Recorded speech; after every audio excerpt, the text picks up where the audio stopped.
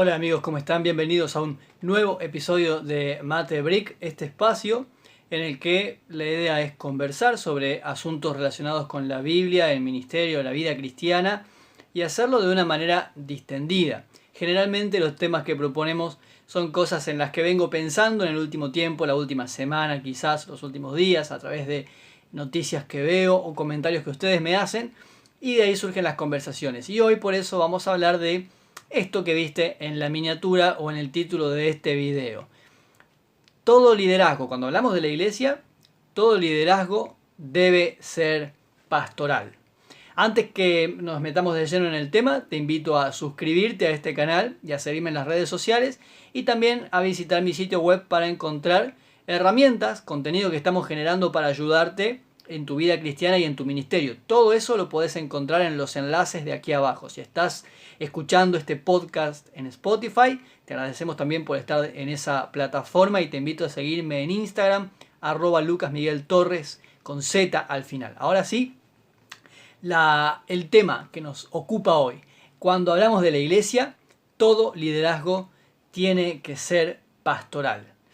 Creo que es un fenómeno bastante moderno, un fenómeno muy común, que los aspirantes al liderazgo de la iglesia, no solo pastores, sino líderes de cualquier ministerio, suelen ver esa oportunidad como una plataforma para desarrollarse personalmente. Y a ver si lo puedo explicar mejor. Creo que eso ha estado siempre latente en la iglesia, en la historia de la iglesia. Vemos en la Biblia, en el Nuevo Testamento, personajes que quisieron ocupar lugares de liderazgo con motivaciones incorrectas. Pero en la actualidad, una de las cosas que ha ocurrido es que los jóvenes, los millennials puntualmente, de la generación de la que yo soy parte, no tiene, por lo menos en nuestro país, en nuestro continente, ¿no? Aquí en Sudamérica, por ahí no encuentran formas de desarrollarse en la sociedad como ellos quisieran, ya sea porque hay limitaciones económicas o porque la sociedad está muy convulsionada y de pronto quieren encontrar formas de crecer personalmente o en sus carreras y no logran hacerlo como esperarían. Es muy común, me encuentro con muchos jóvenes que comenzaron a estudiar su carrera universitaria con muchos sueños y metas y después de 10 años no han logrado cumplir casi ninguna de ellas. Y ese sería tema para otro video y lo agendo ya para hablar de eso. Pero como contraposición, de pronto encuentran en la iglesia una oportunidad en la que sí pueden crecer. Porque tienen dones, porque tienen pasión, porque la iglesia siempre es un lugar para servir.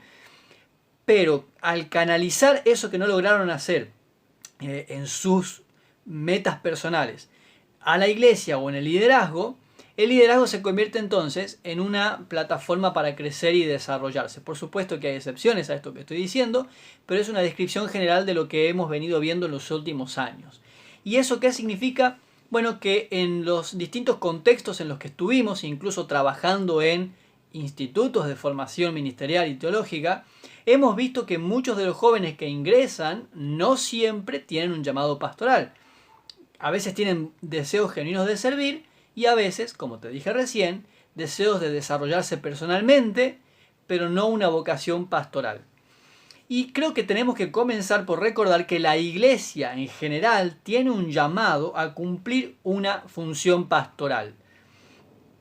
No solamente los pastores, los hombres que hemos sido llamados a una tarea pastoral, sino la iglesia como comunidad. Una comunidad que expresa el carácter de Dios, ¿quién es? El buen pastor, el pastor de pastores. Y la comunidad cristiana tiene que cumplir esa función pastoral. Tenemos un curso sobre esto. Si querés saber más, puedes dejarme tus comentarios aquí abajo en la caja de comentarios o buscarme en las redes sociales para conocer nuestro curso sobre la función pastoral de la iglesia. Pero para poder ejemplificar lo que quiero decirte, pensá en lo siguiente. Si bien hay personas, hombres y mujeres, a quienes Dios elige especialmente para la tarea evangelística, no delegamos la evangelización solo en esas personas, porque entendemos que la iglesia toda tiene una responsabilidad de evangelizar, cada uno desde su lugar. Lo mismo ocurre con los dones de sanidad. Sabemos, bueno, creemos, es mi postura, y no vamos a discutir sobre esto en este video, pero es mi postura sí que existen los dones sobrenaturales vigentes y aunque haya personas que han sido elegidas soberanamente por Dios para cumplir con esa función, para desarrollar esos dones, igual la iglesia toda puede orar por la sanidad de los enfermos. No delegamos eso solo a 2 o 3 personas. Lo mismo ocurre con la tarea pastoral. Dios elige a algunas personas para desarrollar la función pastoral, pero la comunidad entera, toda la iglesia participa de esta tarea. Pero eso es posible cuando los líderes de las iglesias, de las congregaciones locales, tienen una visión pastoral, porque ellos van a imprimir esa vocación en las formas y en las prioridades que tenga su ministerio. Por ejemplo, si una persona tiene un llamado al liderazgo de niños y tiene vocación pastoral, no se va a limitar solo a darle la clase bíblica el fin de semana, lo cual por supuesto está muy bien, pero una persona, mujer o varón, que tenga un llamado pastoral para con los niños, ¿qué más va a hacer? Bueno, va a coordinar todo el ministerio, todo el trabajo con los niños para atender las necesidades integrales de ese niño, y va a buscar la forma de visitarlo durante la semana, de ayudarlo en su rendimiento escolar, con clases de apoyo, con clases de arte, a ver cómo puede incluir a los niños con problemas sociales, con autismo o alguna otra patología parecida a esa o distinta, a ver cómo puede ayudar a los padres también para brindarles herramientas a ellos, que son los principales responsables de la educación de los niños.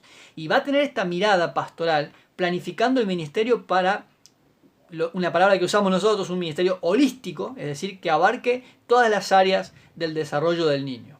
Pongamos otro ejemplo. Si un líder de alabanza tiene una visión pastoral, no se va a conformar con que su grupo toque bien, ejecute bien los instrumentos el fin de semana, sino que también va a tener una mirada pastoral hacia los músicos que integran el grupo, pero también qué más podemos hacer como grupo de alabanza que colabore con la tarea pastoral hacia la iglesia. Y ahí van a surgir muchas otras ideas y visión. Lo mismo podríamos hacer con todos los ministerios. Este mismo ejercicio, trasladalo al ministerio en el que estás sirviendo vos, de mujeres, de hombres, de ancianos.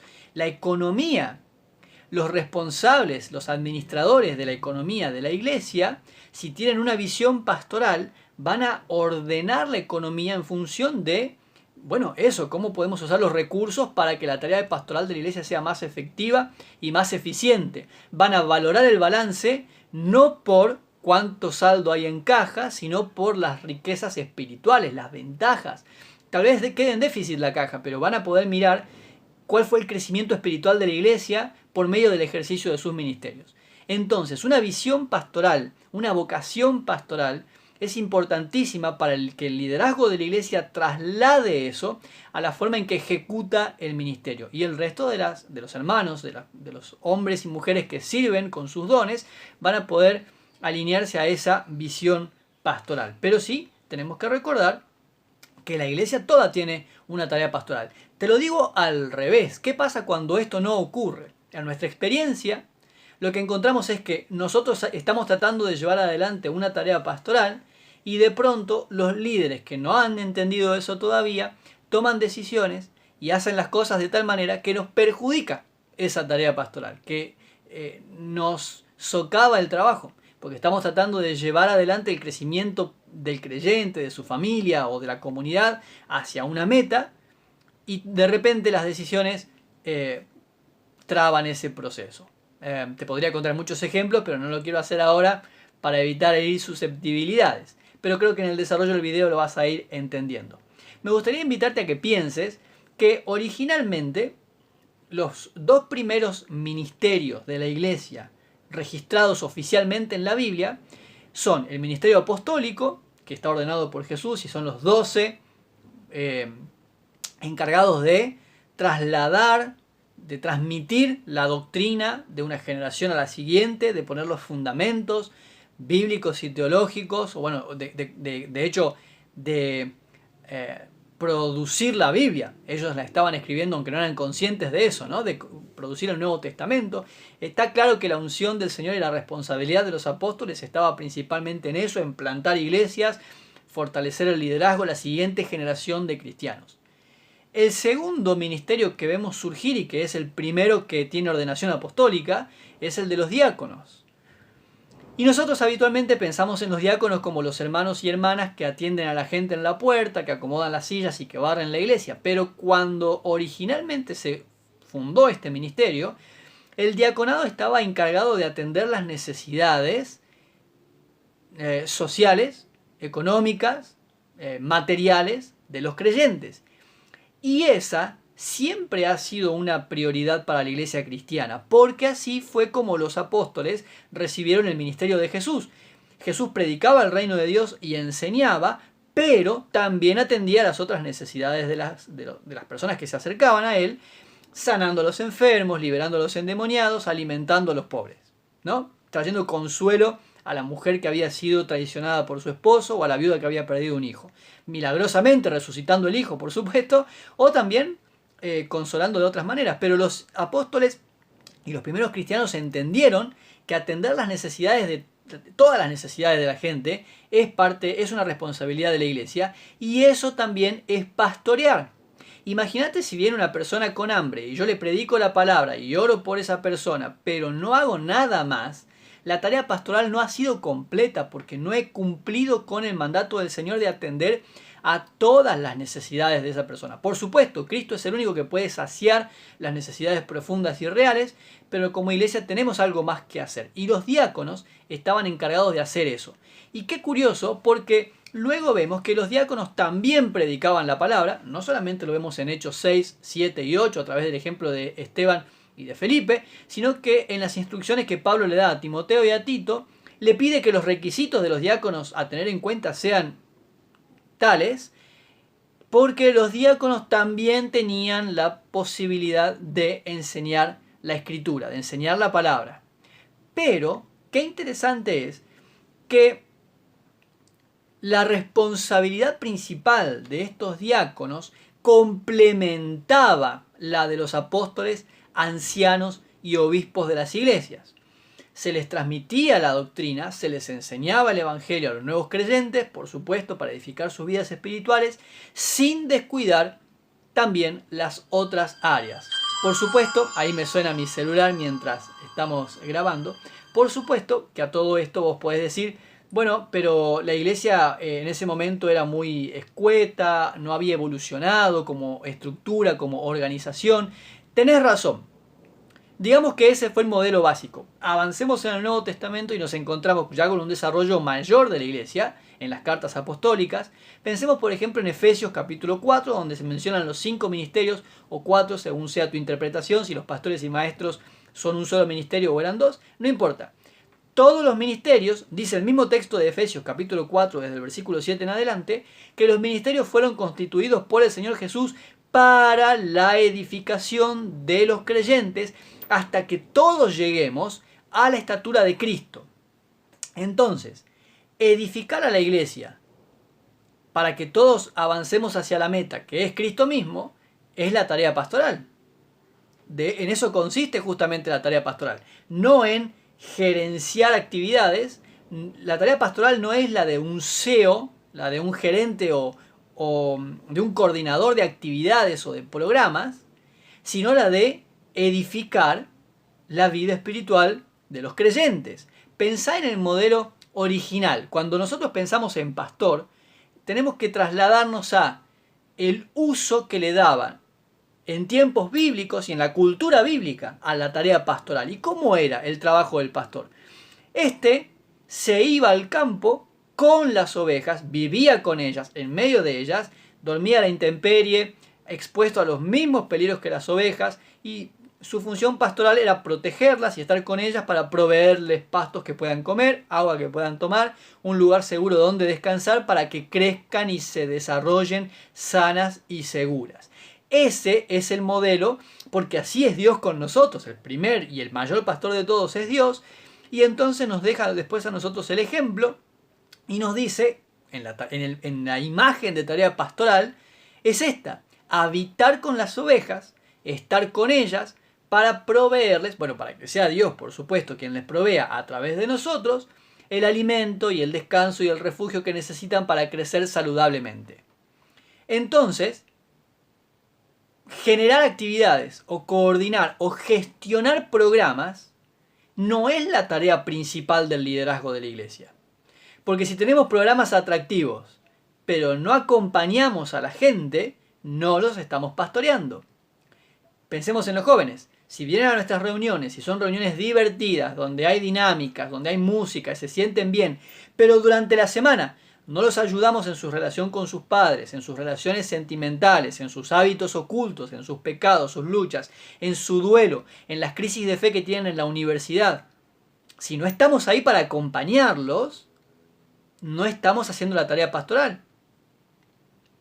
Eso también tiene que ver entonces con cómo entendemos la iglesia. Si pensamos en la iglesia como una corporación mecánica donde cada persona es un engranaje dentro de esa estructura, el liderazgo se va a tener que encargar de eso, de coordinar y de gestionar las virtudes, las fortalezas de cada persona y acomodar para que cada uno engrane perfectamente y encaje dentro de ese sistema. Pero ese no es el modelo de iglesia. La idea, cuando nosotros vemos las imágenes de la iglesia en el Nuevo Testamento, de lo cual también podés ver en nuestro sitio web, tenemos un material exclusivo para trabajar con jóvenes acerca de la iglesia, y ahí vas a poder ver esto. Siempre se habla de un organismo vivo, ya sea de la novia de Cristo, o del cuerpo de Cristo, o incluso cuando habla de un edificio, está edificado con piedras vivas. La iglesia es un organismo, está vivo, y entonces no está compuesto por engranajes o piezas, está compuesto por seres vivos, que cada uno de ellos tiene su mundo, su vida, su historia, y es nuestra responsabilidad como líderes pastorearlos. No estamos trabajando para conseguir objetivos, para lograr programas atractivos, sino para que los creyentes crezcan y se desarrollen hacia la meta que es Cristo mismo. Y para eso necesitamos una mirada pastoral. Necesitamos entender pastoralmente a la iglesia. Por eso el título de este video. En la iglesia, todo liderazgo tiene que ser pastoral para que podamos desarrollar la tarea pastoral de la iglesia. Acompañar, brindarnos, aconsejar, escuchar, pensar pastoralmente de la iglesia y de cada una de las personas que la componen. Por eso, cuando nosotros leemos en la Biblia los requisitos para quienes aspiran al liderazgo, tenemos, por ejemplo, te decía recién, 1 de Timoteo 3 y Tito 3, los puedes leer, pero puedes ver otros textos paralelos. No solamente cuando a los que aspiran al obispado se les pide que sean llenos del Espíritu Santo, que tengan buen testimonio y demás, sino que a los que aspiran al diaconado también. Y uno podría pensar, ¿por qué a los diáconos si su tarea no va a ser directamente relacionada con la pastoral? Bueno, porque nosotros pensamos mal del diaconado y de la iglesia. No. Todos los liderazgos tienen que ser pastorales, para que podamos imprimir una mirada pastoral en todo lo que hacemos. Tenemos hermanos encargados de mantenimiento del templo, el liderazgo de ese ministerio tiene que tener una mirada pastoral. Tenemos hermanos que están encargados de la recepción y de acomodar a la gente cuando llega al culto, el líder tiene que tener una mirada pastoral. La líder de damas tiene que tener una mirada, una vocación pastoral. No queremos que el ministerio de damas sea solamente que se junten a tomar mate y a leer la Biblia una vez a la semana. Hay más para hacer, hay mucho que hacer. Y la visión, la vocación pastoral es fundamental para esto. Para que la iglesia pueda desarrollar la tarea pastoral a la que fue llamada, todo el liderazgo de la iglesia tiene que tener una vocación pastoral. Así que esto nos lleva a algunas preguntas. Para empezar, ¿cuáles son los criterios que usamos para ordenar personas al liderazgo? ¿Cómo los evaluamos? ¿Cómo medimos esa vocación pastoral si es que la habíamos tenido en cuenta? Y si hasta ahora no había sido así, la pregunta es ¿por qué? ¿Por qué ordenaríamos al liderazgo de la iglesia a personas que no tienen una vocación pastoral? Quizá porque no hemos entendido correctamente la iglesia, su naturaleza o su misión. También podría ser. Así que te invito a que pienses en esto y quiero saber tu opinión, que me dejes tus comentarios aquí abajo en la caja de descripción de este video o en mis redes sociales. También puedes buscarme ahí, como te dije recién, Lucas Miguel Torres, con Z al final, me buscas en Instagram y ahí vas a encontrar todos los enlaces, también a mi Facebook y podés enviarme WhatsApp incluso desde la página de Facebook. Te invito otra vez a revisar mi sitio web que está aquí abajo, o también lo vas a encontrar en Instagram al enlace para ir hasta ese lugar. Gracias por estar acá, te invito a suscribirte y a compartir el video con amigos, a los que les pueda servir, que conversen juntos de estas cosas, y quiero saber tu opinión, déjame tus comentarios abajo para saber qué pensás. Gracias por estar del otro lado, te espero en el próximo episodio de Mate Brick.